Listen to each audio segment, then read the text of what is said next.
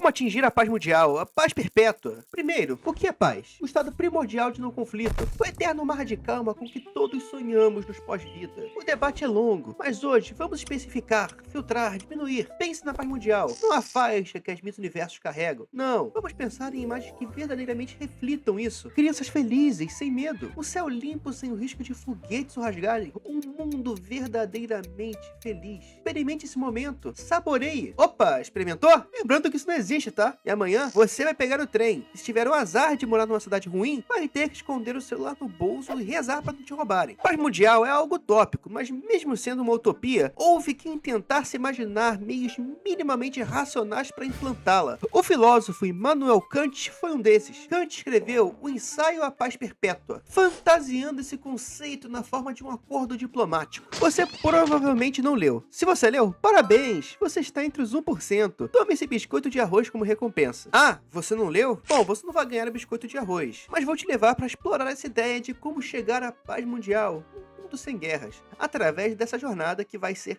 100% imparcial. Pode confiar, meu amiguinho, vai ser imparcialidade pura isso aqui. Antes de entrarmos diretamente no tal acordo, vamos falar sobre como os estados realmente agem. Kant olhou e catalogou isso também. Vamos falar por 3 regrinhas. Primeira, age primeiro, justifica depois. Tem um nome em latim que vai aparecer na tela, eu não vou falar porque o latim não está tão afiado. Toma o território, muda o regime, lança o míssil, elabora a narrativa depois. O fato consumado tem uma vantagem, e ele já aconteceu e a vantagem já foi tirada. Se fizeste, nega e culpa o outro. O caos que você causou foi a obstinação do inimigo. A guerra que você começou foi legítima defesa, foi uma coisa preventiva. Terceira, divide et impera, divide e conquiste. Essa falhou no latim. Fragmente oposições no interior, financie facções rivais no exterior, enfraqueça vizinhos antes que se unam contra você. Como já se sabe desde o tempo dos romanos, se você dividir seus inimigos, é mais fácil de vencer eles. Agora, vamos fazer outra distinção importante que Kant faz. Ele divide 2 tipos de político. O político moral, que é aquele que parte do direito e adapta a estratégia, reconhece os defeitos do sistema e trabalha para corrigi-lo. E existe o político moralista, que é aquele que usa a moral quando convém e a descarta quando atrapalha. O primeiro tipo é bem raro. O segundo, todo mundo conhece um. Agora, de fato avançando, vamos pensar nos estados. Vamos pensar que tipo de deveres eles precisam ter para atingirmos nosso objetivo aqui, que é a paz mundial. Porque, logicamente, os estados devem ter deveres. Porque se os estados puderem tudo, eles vão enfiar qualquer possibilidade de paz mundial no... E claramente, eles vão respeitar a lei que botarmos para eles, não é? Bom, vamos a algumas delas. Primeiro ponto, estados não podem fazer acordos de paz que visem o recomeço de uma guerra. Ah, como assim? Acordos de paz não são para acabar com guerras? Também, mas pense o seguinte, muitas vezes durante o conflito, estados simplesmente param de lutar por um tempo, para descansar antes de voltar. Às vezes, de fato, não voltam e fica uma situação diplomática meio escrota, como a situação que ficou no tempo da Guerra das Coreias, que não havia tido um acordo de paz final e oficialmente ambos os países ainda estavam em guerra. Então, no momento em que nós estamos fazendo a iniciativa de paz perpétua, se tiver algum conflito no mundo, ele deve cessar de forma permanente, sem possibilidade de retorno, assim acabando de fato com o conflito. Segundo ponto, os estados não podem ter exércitos. Visando atingir a paz, estados possuírem exércitos é um convite para eles voltarem ao conflito, pois eles ainda vão ter acesso a armas e podem usar de novo uns contra os outros. Eu sei, essa ideia soa louca. Bom, de fato ela é louca, mas se quisermos a paz eterna, exércitos seriam perpetuamente um empecilho. Então, sem exércitos. Terceiro ponto, estados não podem ter dívidas sobre a política externa. Ou seja, um estado não pode endividar o outro. E com isso torná-lo dependente, visto que abertamente causaria problemas, pois estados mais ferrados seriam controlados por dívidas por estados maiores. Vemos isso hoje em dia em alguns casos. Por exemplo, a China. Ela utiliza de seu grande poder financeiro para colocar muito dinheiro em países africanos, mas no processo os controlando fisicamente, visto que esses países não terão condições de pagar os gordos empréstimos e investimentos de volta, tornam-se assim estados vassalos chineses na prática. Essa é a chamada Debt Trap Diplomacy. Olha só que bonitinho o nome inglês aparecendo. E essa prática é mais antiga que andar para trás. O Império Britânico fez, os Estados Unidos fizeram, a França ainda abusa de fazer isso, então, sem novidades. Mas como estamos aqui no objetivo da paz eterna, sem dívidas. Quarto ponto, estados não podem se utilizar de artimanhas baixas. Envenenamento, tortura, métodos usados por serviços de inteligência estatais, como a CIA, o Mossad e a afinada KGB, estão terminantemente proibidos. Creio que os motivos para isso sejam bastante óbvios. Se você não entendeu, por favor, desista.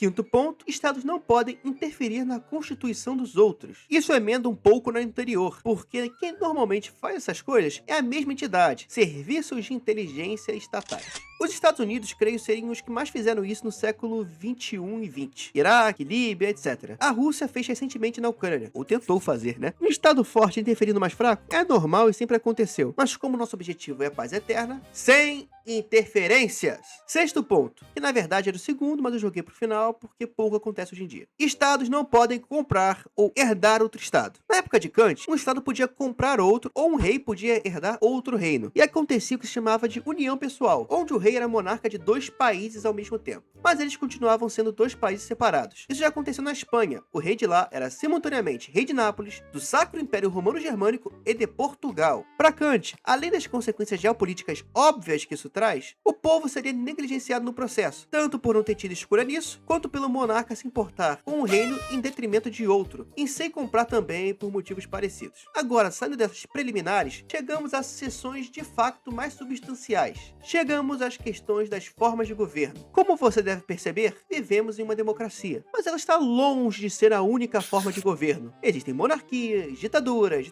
militares, ditaduras socialistas, estados de não governo como a Somália, enfim, uma infinidade. Porém, para fins de paz perpétua, nosso camarada Kant é categórico. Toda constituição civil de um país deve ser republicana. Para Kant, reis déspotas começam guerras como quase um jogo, sem peso moral ou consequência pessoal. Já nas repúblicas, o cidadão pode ter mais acesso a meios de ação. Pense o seguinte, eu pago impostos. A guerra tem custos caros. Logo, eu vou pagar mais impostos. Logo, guerra é ruim. Como podemos ver essa lógica, repúblicas não iriam à guerra pelo puro prazer ao jogo, simplesmente porque seria muito caro. Isso se tornou um grande paradigma liberal pelos séculos seguintes, o de que repúblicas não fariam guerras entre si. A ideia que posteriormente evoluiria para fantasias que são igualmente bonitas e são igualmente falsas. Essa ideia, inclusive, serviu de pavimento para ações da nossa época, como os neocons americanos tirando governos tradicionais e impondo repúblicas a nações para as quais esse conceito era alienígena e claramente dando errado. Essa ideia desclassifica muitas possibilidades. Conflitos mais antigos que o próprio conceito de república, que perdura até hoje, a natureza humana que muitas vezes tende à agressividade ao conflito e também desclassifica a figura do herói. O herói nessa história sempre faz o impossível, luta contra uma força muito maior que a sua em prol de um ideal e vence, às vezes não. Figuras assim existem, o herói histórico também existe. Pense, que lógica teria Alexandre o Grande cruzar o Egeu e conquistar todo mundo conhecido, se não de cravar seu nome entre os grandes homens da história? Só apenas alguns questionamentos. Kant também diferencia a república da democracia, pois essas palavras nunca foram sinônimos. Uma república seria um estado devidamente organizado, com separação de poderes, em que nem tudo permaneceria nas mãos de um único indivíduo, assim como também pensou Montesquieu. Já a democracia pressupõe um governo diretamente eleito pelo povo, não pelo povo inteiro, pois este nunca se configura numa massa homogênea, mas pela maioria. E a maioria, segundo Kant, poderia ser igualmente tirana e impor sua vontade sobre indivíduos isolados. A massa, como disseram outros autores, como Ortega y Gasset, age frequentemente como uma dissolvedora de individualidade. Muito suscetível a impulsos, pouco afeita à autoridade acima dela, seria necessária uma massa minimamente intelectualizada e com imaginação fértil para que o regime dela fosse funcional, o que é, sejamos sinceros, raro. A própria crise dos regimes democráticos demonstra isso, com a população e os governos mutuamente se desprezando e a própria massa brigando entre si. O ideal para a manutenção do nosso objetivo de paz perpétua, portanto, seria um regime liderado por homens funcionais e preparados, uma aristocracia no bom sentido. O próximo passo para a nossa paz perpétua avança agora para uma coisa que você talvez ache familiar.